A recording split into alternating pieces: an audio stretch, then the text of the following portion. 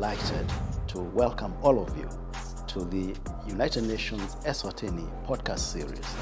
We are going to talk about everyday issues such as education, service delivery, health and nutrition, education and skills, employment and entrepreneurship, among others.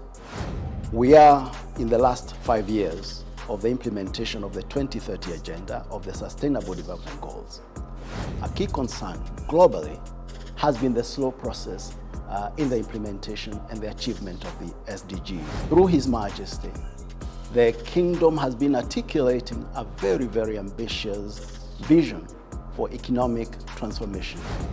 The United Nations is a global organization that helps countries to, work together to address, big global challenges. So, do you speak a lot of languages in the UN?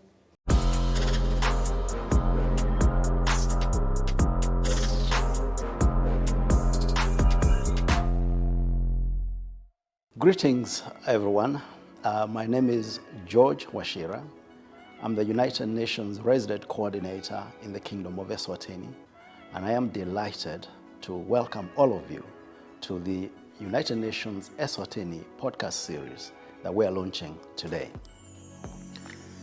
This podcast series is the result of the collective effort of our communication group, which brings together communication teams across all the agencies in UN Eswatini. And I would like to really thank each one of them for their dedication to this process, and also to thank the chair of the group, who is currently the World Health Organization representative in Eswatini. We are in the last 5 years of the implementation of the 2030 Agenda of the Sustainable Development Goals. And as many of us would know, a key concern globally has been the slow process in the implementation and the achievement of the SDGs. And there have been calls for accelerating the implementation of the SDGs. Secondly, and importantly, within our national context in the Kingdom of Eswatini, through His Majesty, the Kingdom has been articulating a very, very ambitious vision for economic transformation. And he recently issued the rallying call of Nkwe, which is also a call for acceleration, and which in interesting ways also resonates with the call by the United Nations for the acceleration of the SDGs. Thirdly and finally, you would have noticed that over the last several years, and more acutely this year, there have been major shifts away from the idea of externally funded development, with countries such as Eswatini having to find different ways of financing development, including through domestically mobilized resources. So in this context, the purpose of our podcast series that we are launching today is to create a platform for dialogue about development.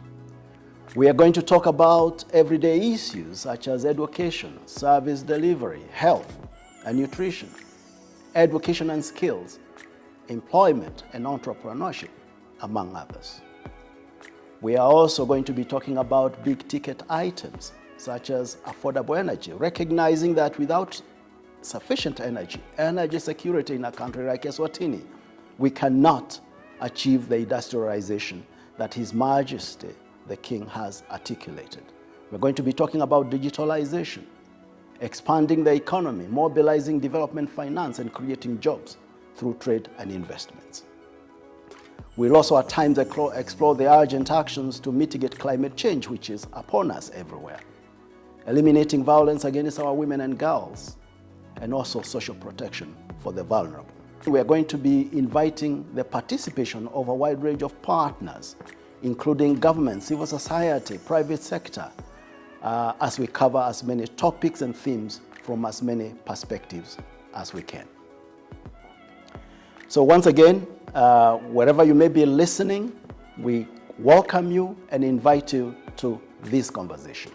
We will try to keep the podcast grounded in the reality of Eswatini and Emaswati.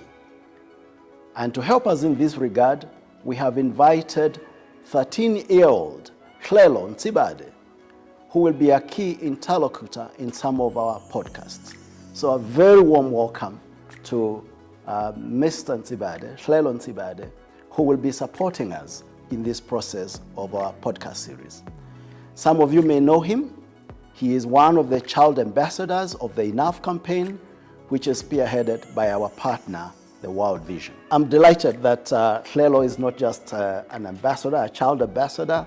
He has also taken courses in journalism, and I think that will be very handy as you keep us grounded in this conversation, asking us deep questions so that we can say what we mean rather than use just technical language about the SDGs and development. So welcome, and I'll be handing over to you as you take on the first theme together with my colleague, Ms. Manto Pakati of UNDP, and I hand over to you to introduce the first topic. Okay, Hlelo, thank you very much for joining us today, where we actually get to unpack the United Nations, what it does in Eswatini. This is the very first, episode of our podcast, and we're very happy to have you on board. First, tell us, how old you are and what grade you are in. So thank you very much for having me. I'm 13 years old, and I'm in the 8th grade.